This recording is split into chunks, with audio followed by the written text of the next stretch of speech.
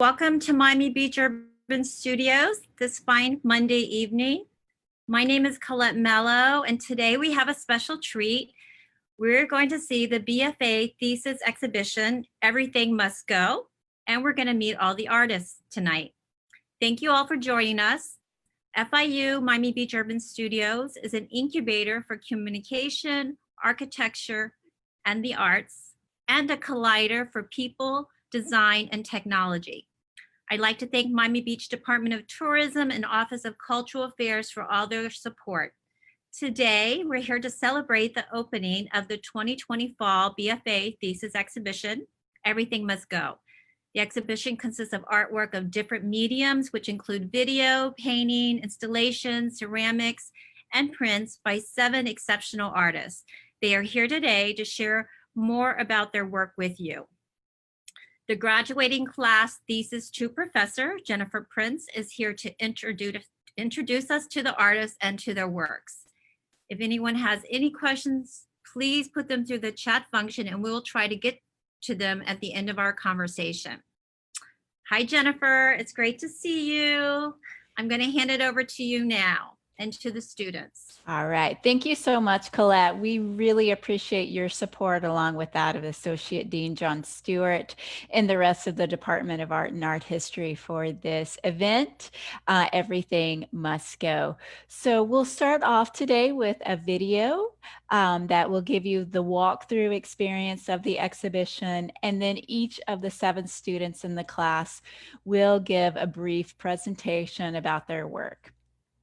So let's get started with the video component. So just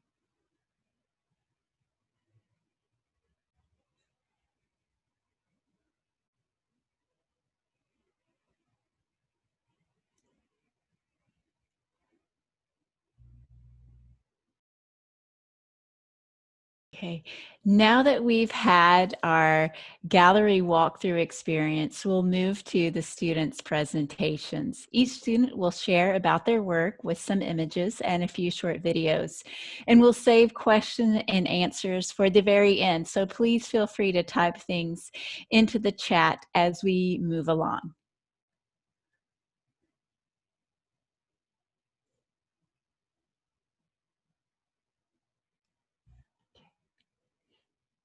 Our first student is Leslie Gomez Gonzalez. Hi, everyone. My name is Leslie. Thank you so much for tuning in tonight for our virtual opening. I'm going to talk a little bit about my work as a whole first.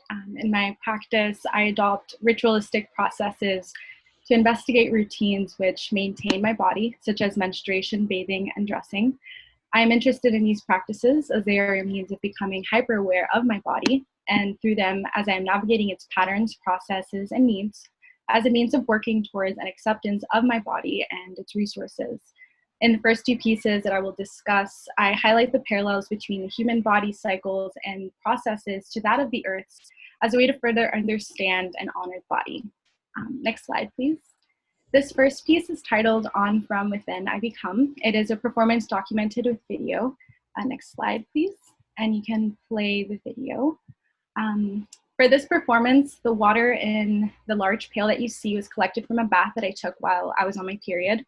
Collected in this pail, the water is maintained as an embodiment of the physical, mental, and spiritual releases occurring during the bath. I pour this water into a bone-dry kaolin vessel, which is then held in my arms until it breaks, and I endure this process 3 times. Throughout and at the end, the kaolin and the water are left to be absorbed by the ground, allowing the materials and myself to become part of the earth. I want to talk a little bit about the material kaolin that the vessels are made of, which has been specifically chosen. Kaolin is a soft, pure white clay. It is what porcelain is mostly made of, and it has yet to collect more materials from the earth the way that stoneware or earthenware, such as terracotta, has. This was important to me because it allowed me to essentially be what is absorbed by the clay. There's a very controlled engagement between me and the clay that allows us to embody one another. As for the way the kaolin can and has been used for the body, it can prevent water loss and can be consumed to alleviate digestive pains and induce blood clotting, all of which are concerns that are directly related to me and my own experiences with my body. Working with the kaolin in its bone dry stage meant that the clay could be reclaimed and become something else while still embodying the elements it absorbed. That's actually exactly what is done in my next piece, 1641. Next slide, thank you. This ceramic installation consists of exactly 1,641 pinch pots that I made from the kaolin vessels in the performance piece previously discussed. The number 1,641 is derived from calculating an approximate number of days that I will potentially bleed for in my lifetime. Next slide, please. This is a detail of the installation. The pinch pots remain bone dry in order to maintain the integrity of the bath water and the oils within them. Next slide, please. Here you can see an installation view of how the pinch pots are positioned alongside the video. There's enough space for you to walk around the installation, to take it in on its own, and you can do so with the video as well.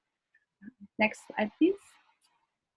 So repetition, manipulation, and transformation are essential processes in my work. Continuing this conversation on malleability, especially pushing that of the body's malleability, is this next work here, Bras On, and it is the last one of mine in the exhibition. This piece was manufactured by heavily cropping digital images taken from a performance in which I wrap bras tightly around my chest. That forced out the unevenness and the bulges that bras are typically meant to conceal. They have been printed and scanned 3 times, abstracting the images while enabling them to become easily accessible objects. Through this digital format, I am also speaking directly to the mass consumption of images. The final prints are at 24 by 36 inches each, which is a standard poster size, and I seal them to the wall using wheat paste. Next slide, please. The following images that will be shown are details of the prints as they are sealed on the wall, and you can see how in the process of applying the wheat paste, the ink is spilled over the prints, smudging and further distorting them. The ink that makes the images makes contact with the wall and it becomes very visceral. Next slide, please. You can see that here. And when removed, the prints will actually be destroyed, which ultimately, but also temporarily releases the tension in the work. My practice works ephemerally this way, but it is also regenerative. The process is cyclical, as my own body is and as the earth is. And that concludes the work that's in the show for me. Thank you so much. Thank you, Leslie. Again, if there's any questions, please type those into the chat. And our next presenter is Franco Porcile. How's everybody tonight? I'm just gonna go through like my work that's in the show, and it kind of has to do with the work that's out of the show too. So in my current body of work, I generate work as my immediate self, an immigrant son of immigrants that was raised mainly in the United States. I simultaneously see my life in the suburbs as both secure and confining, which inspires me to imitate that feeling when making work. It's easy to develop a rhythm while living in the suburbs, which creates a certain repetition that tends to entice assimilation. This may not seem like a problem for most residents, but to undocumented immigrants like me, this sense of security is typically accompanied by a paranoia of this normality being disrupted. Disruption of normality is mainly where my work stems from.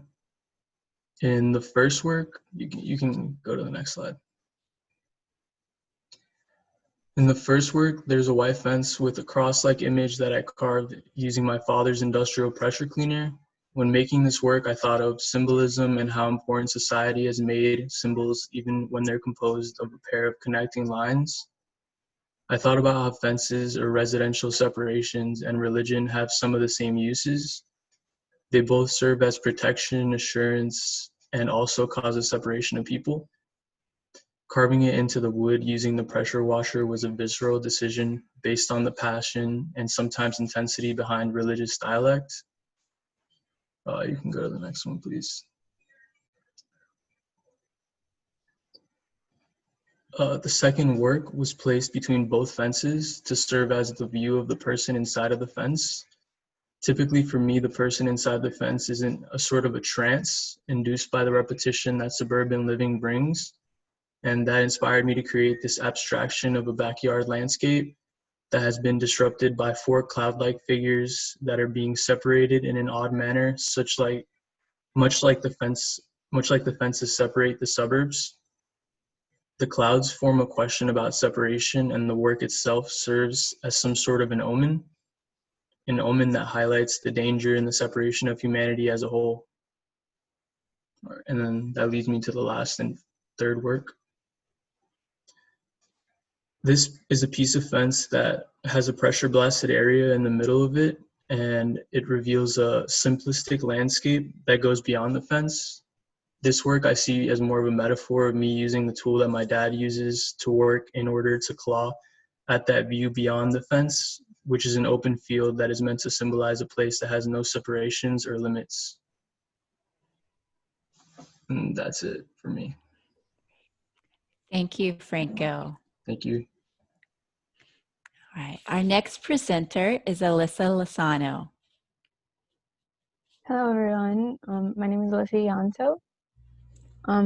I've always been interested in how women of color present themselves, and the majority of my most recent work is centered around this idea. Being raised by my mother and my grandmother in a Black household and an extended family made up of mostly women, my first concept of beauty came from watching them get ready in the morning and such. I grew to love seeing the women in my family donning ornate jewelry, intricate hairstyles, and other styles associated with African American culture. Eventually, after going to schools where I would be one of the only few Black girls in the classroom, I was exposed to how others perceived us and the way we chose to present ourselves. These same aspects and aesthetics that I grew up admiring and longing to adopt, others deemed as ghetto, outrageous, and even undesirable. After long, these unwarranted perspectives bled into my own perception of myself and my culture, facilitating this internal conflict of wanting to fit into the conventional standards while still honoring and upholding my culture. This set of works are self-portraits that explore myself reenacting those vulnerable moments where I'd go home and I'd strip pieces of my Black identity so that I could fit into the accepted, traditionally white standards of beauty. So with each of these works, I'm removing or changing parts of myself. You can go to the next slide, please. In the first painting, I'm in the process of removing my acrylic nails, despite this being something that me and my mother would bond over and do together. I would often get questions from people about why I wore them before even asking me my name. Next slide. In the second painting, I'm in the process of straightening my hair. This came about because of the idea that certain hair textures aren't professional or considered good. Growing up, I'd sometimes receive comments about how frizzy my hair was or that I should consider straightening it. Next slide. The third painting depicts myself removing my braids and beads because I was told that it wasn't an acceptable style to wear in a classroom. Meanwhile, other, whiter kids wore whatever kind of barrettes and clips in their hair. I love the style, but I felt the pressure to take them out in order to meet the standards. Next slide. And in the last, I'm taking off my jewelry, even ones that I had been passed down to me from my family, because of comments that gold jewelry was tacky and strictly a Black girl thing. Next slide, please. The choices in color are intuitive, but I also use them to portray that even though I'm taking these objects off, I still think they're beautiful. I was focused on emphasizing the reflected light on the figures so that I could reinforce a concept of external pressures affecting myself and the way I chose to present myself. With these paintings, I want to both highlight my own internal conflict, but also highlight the effects of microaggressions and non-inclusive beauty ideals have on young women of color. Thank you. Thank you. And again, everyone, as we move on to our next presenter, please hold on to your questions or type them into the chat. We're saving time at the very end. Tori Scott is next. So we're going to start on the next page. Hello, everyone. I am Tori Scott, and I would love to introduce you all to my work. For the past 3 years or so, I've been developing photographic series that reflects the Black identity, Black culture, history, and families. Today, I will be presenting one of these series along with an installation piece that revolves around my late grandmother, Elyssa Llanso, who recently passed from COVID. This is also a sequence to a previous work that I titled Nana. This first slide is an installation shot of the 3 photographs. Next slide, please. Okay, so in this presentation, I included the actual digital forms of the photographs so that you all could get a closer look. For this series, I posed my grandmother in ways that emphasize her status in my family branch. Here she is seen seated on a couch with a velvet dress embellished with pearls, which was gifted to her many years ago. Her gaze draws the viewer's attention, which is prevalent in the photos to come. I also incorporated her Bible, which she will often carry with her. Christianity, especially in the Black household, was always a staple. Next slide, please. The next photo was inspired by my grandmother's love for bold colors and jewelry. When taking each of these photos, I kept in mind how old master paintings depicted these royal figures in such regal ways, and I wanted to incorporate that with her.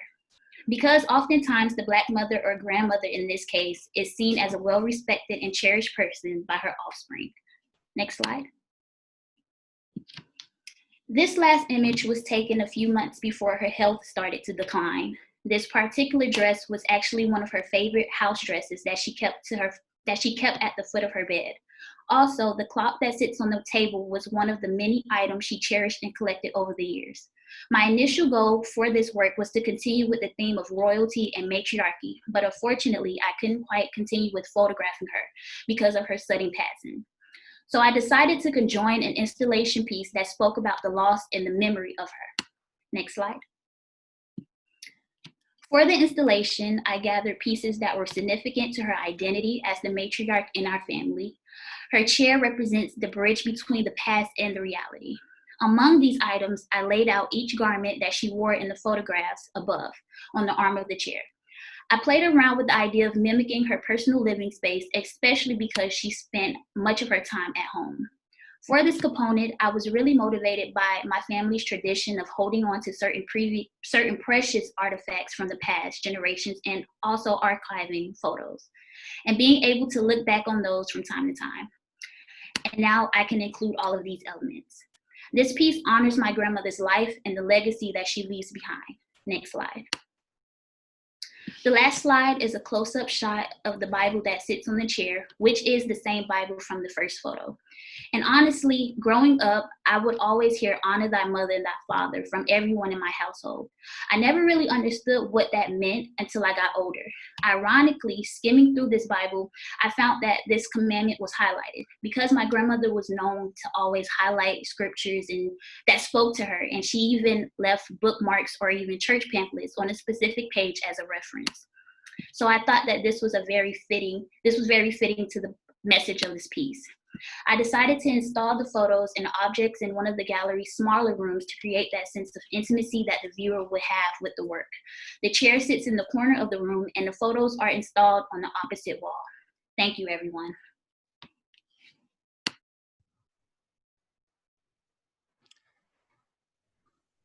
Hello, everyone. Next slide, please. My name is Ari Temkin, and in my practice, I utilize mixed media to document human behavior and lampoon the absurdity present throughout a culture built on the overconsumption of information. As an insider raised in the time of internet-based identity, I apply my expertise in this ever-developing international language to explore its consequences in the real world, often with a grim and comedic twist. Next slide, please. If you could play video. So my first piece is a 20-minute and 43-second found object video installation, where my personal workspace and objects of Zen are installed into the gallery, which creates a time-specific scene that portrays my maladjusted response to forced COVID-19 quarantine, capturing a personal neurotic episode I had to the uncertainty of the future. This is an interactive piece, and the viewer is invited to take a seat at my desk on my chair to re-experience the summer months of 2020.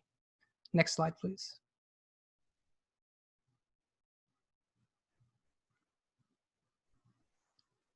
I think they press it again.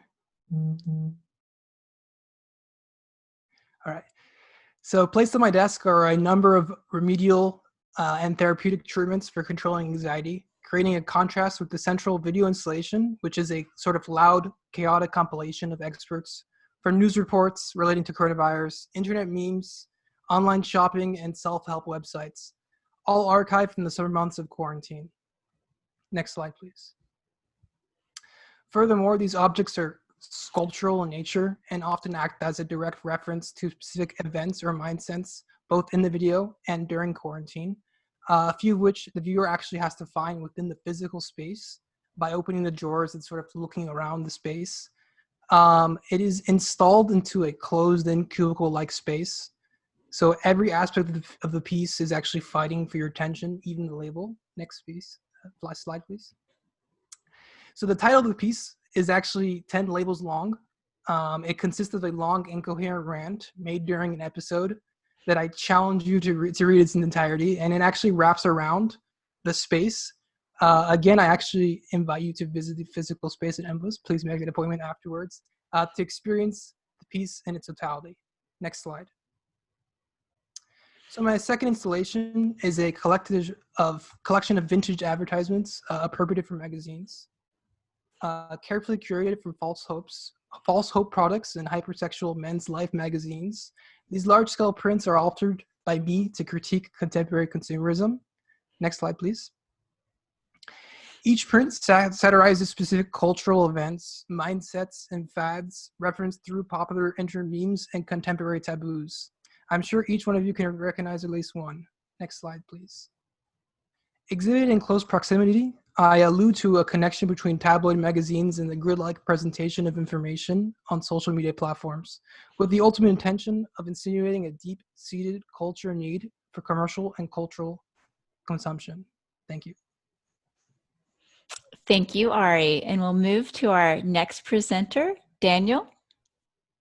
Hello, good afternoon, everyone. Thank you for joining us today. I am a visual artist. I mainly work in 2D, and I place a lot of emphasis in visual storytelling. To this end, I created a short animatic project titled The Scene, which employs a combination of audio and visuals and animated scenes to portray the story, the story that I created. This is just a short kind of like test so that you can see how I animated each of the frames, which is then the pictures are more of an animatic. So I created the images first, and then I use a combination of programs to bring them to life, aided by the inclusion of sound effect and music. We can move on to the next slide, please.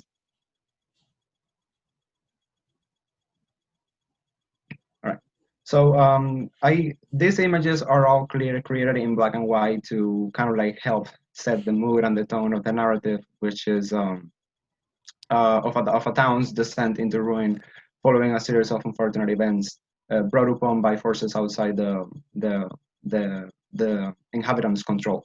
At the beginning, towards the end, the tone shifts, and one of the persons that arrives into the town actually ends up causing is total and complete destruction. The story, we can move into the next slide, please. The story deals a lot with the themes of suffering, and is portrayed by the people that live in this place.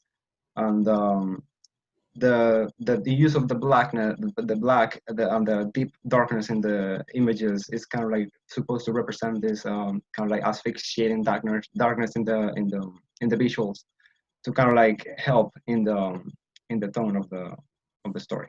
We can move to the next slide, please.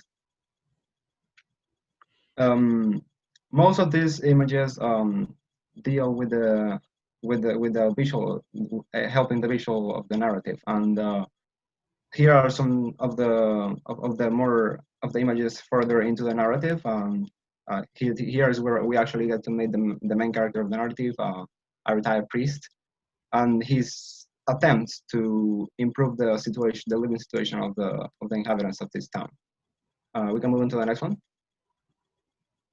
This image is kind of like the turning point where he finds this secret tunnel inside of this abandoned abbey, and through the discovery of the information that he finds in this secret tunnel, he uses that to attempt to help the people in other ways that he couldn't do before. Of course, this turns for the worst, and as we can see in the next iterations. In the next slide, please. It ends up driving him mad, and towards the end of the narrative, we can move to the next one. It causes the total collapse of the place that he once tried to save.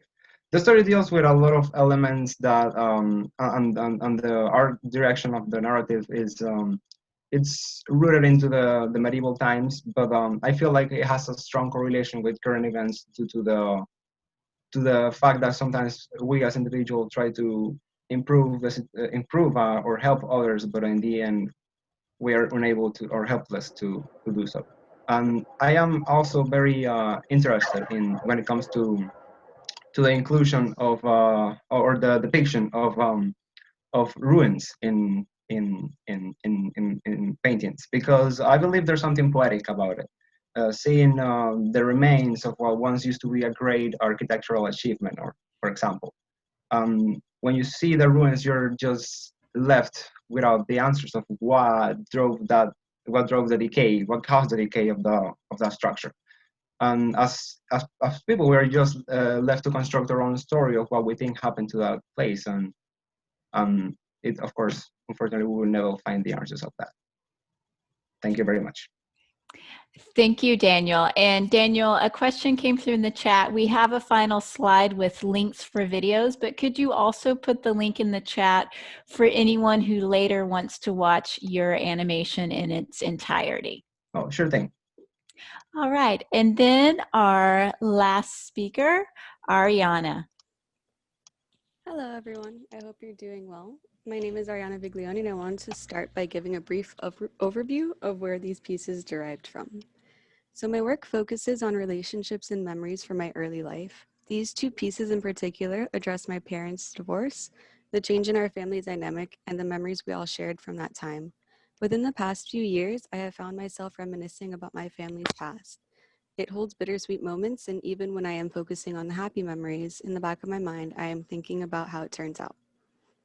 While I no longer have a nuclear family, the connections from then have survived. The change in relationships have given us a different perspective, and because of that, we have stronger connections, and those ties to one another is what I am bringing to light in my work. Next slide, please.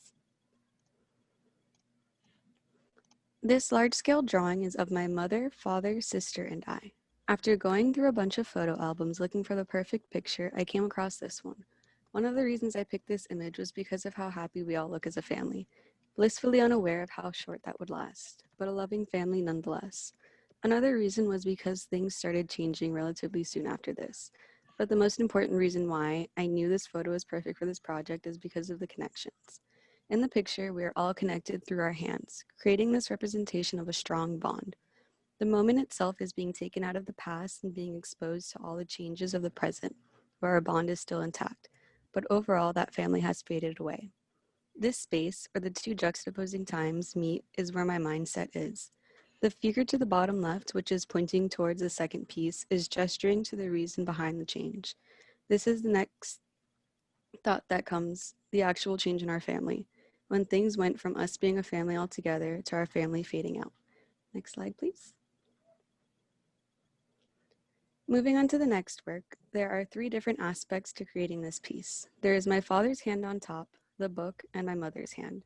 In order for this moment to exist, all 3 of these pieces need to be connected. If just one is shifted or missing, the whole thing falls apart. This piece represents my family's past, where it all changed, along with the memories from that time. My parents are both the support and guards for the book. In order for my sister and I to access memories from that time, we have to ask them, since they have a better recollection of back then.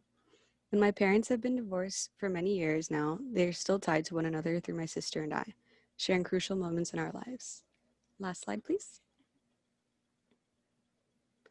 The handmade book placed in between my parents' hands is 30 pages long. The 30 pages directly relates to how many years my parents have known each other. Each page repeats the same drawing, gradually fading out as the book comes to an end. The book itself transitions from when they were together to the present, expressing how time shifts relationships. Altogether, my work explores this intangible thought that I often find myself at. And that's it. Thank you very much. Thank you. So for those who are wanting to find out more about these artists, please check out this slide where you have Instagram handles, as well as links to where you can see full animations and videos of performances. So I'll leave this slide here for a few moments. And I think we have time if there are any questions.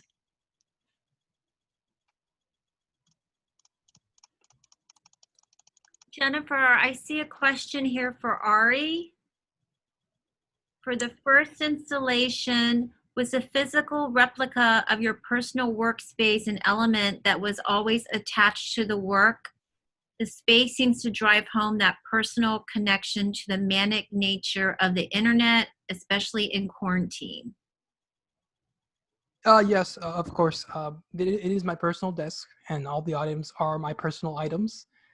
So it does also relate to what I'm searching on the internet. So there's a whole aspect of it being personal in a sense. But I also want to allude a little bit to it being kind of a universal experience. I'm sure everybody has experienced sitting in front of a computer as you are now over Zoom and having this kind of episodes of, when will this quarantine end?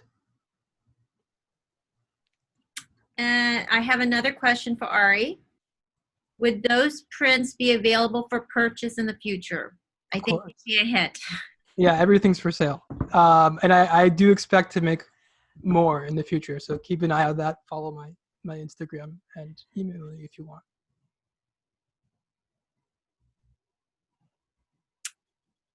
Can I just step in here and put a plug in? I just want to say congratulate you guys so much. As someone who's been through your exhibition day in and day out, I've seen it many times in different moods and different times, and I just think the work is so powerful. And I'm so proud of you guys for putting it up. And I really hope that you take advantage of bringing your families in, scheduling a time to come in, you know, in a safely scheduled way to see your work up, because in place it's really very, very powerful. And I'm just attesting to that for you all, and want to congratulate you on great work this semester. I have another question from the director of Frost Art Museum, Jordana Pomeroy. She wants to offer everyone congratulations and working so diligently under difficult circumstances. I thoroughly enjoyed my participation in your thesis presentations. And then I have a comment. So someone is asking when they can come to see the exhibition here at EMBA. So I can put my email address in the link. And if you would like to make an appointment to come, we would love for you to come and see the works. I'm going to put that out for everyone.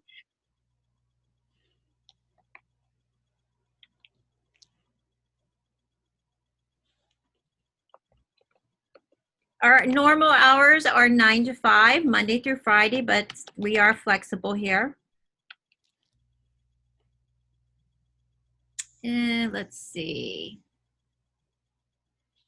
To Elyssa, wait a minute, where'd it go? Will there be copies for sale in the future? I didn't plan on it, but if you want it, just email me. Thank you.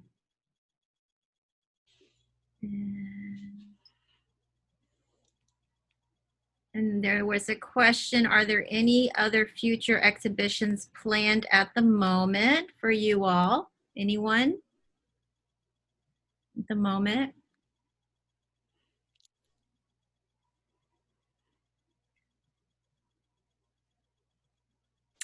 So I don't see any more questions, everyone, but I want to say congratulations to everyone as well. What a wonderful exhibition. I'm thrilled that I was able to assist in my tiny way, and that I got to hear you all talk about your artwork as well. And I think I can unmute everyone if everyone would just like to do a virtual applause and congratulate you. And it's almost like an opening if you were here in real time. We have such a wonderful crowd of people, so it makes me very happy. So I'm going to go ahead and unmute everyone, and please offer your congratulations and virtual applause. Yeah, I want to congratulate all of these Congratulations. graduating class. Sorry, I'm all wearing masks and all that. I'm in the middle of teaching. I'm in my class right now in the studio. So congratulations to all students that will walk the virtual commencement next month. Yes, thank you, Professor. Congratulations again. Thank you. Thank you. Well done, everyone. Thank you, Jennifer. Colette. Great job. Great job. And Jennifer, wonderful job, really. It's so great working with you and all of your students. So thank you, David. It's great to see you all masked up. And then also, I'm going to have the video on our website as well. Just if you missed the video earlier, it will be posted on our website probably tomorrow. So hopefully you all will get to see it then.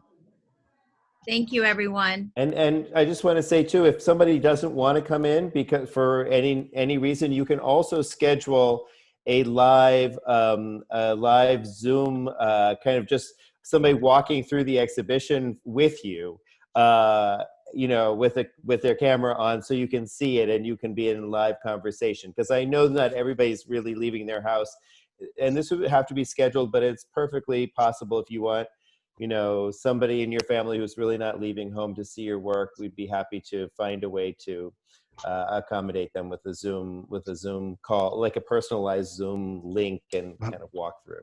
That's a good idea. Yeah. Colette, you're supposed to say, yeah, we thought about that before. I'm the one doing that. So, but thank you. I think that's a great idea. So we'll see. I hope someone takes me up on it. So thank you, everyone. Nice to see you, Professor McGuire. Hello, John. Oh, one could really ask some more interesting questions here. I see maybe someone, Eduardo Temkin, and I wonder how he might think about his boy's work. I think it was wonderful. I liked it a lot. You don't need to lie, it's fine. No, it was really cool. I saw him working on it, and to see it, officially there to be shown, it was very cool. I really liked it. I enjoyed it a lot. Whenever I go to openings, I don't really talk to the people who are in the show other than say congratulations, but I like to find the parents and the mothers and fathers and brothers and sisters and see what the heck they think. Franco, any of your kinfolk here? Oh no, they're not here right now. They're just like right next to me. Yeah, they're just looking at me, making a fool out of myself. All right. No, I'm just Good job, guys. And Jennifer, thank you very much for the toughest class in the Department of Art and Art History by far. Thank you, Bill. Thank you, Jennifer. Thank you, David. Well, shall we give them one last round of applause before we end the Zoom call? Yes. Yeah. Very proud of you guys.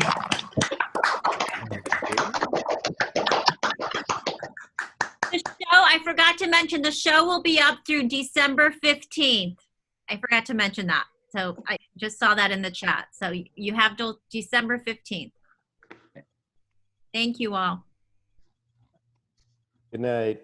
Bye-bye. Thank you, Colette. Good night. Good night, Take care. Thank you, everyone. You. Thanks, Colette. Thank you, Colette. You're welcome. Thanks, Colette. You're welcome. Bye.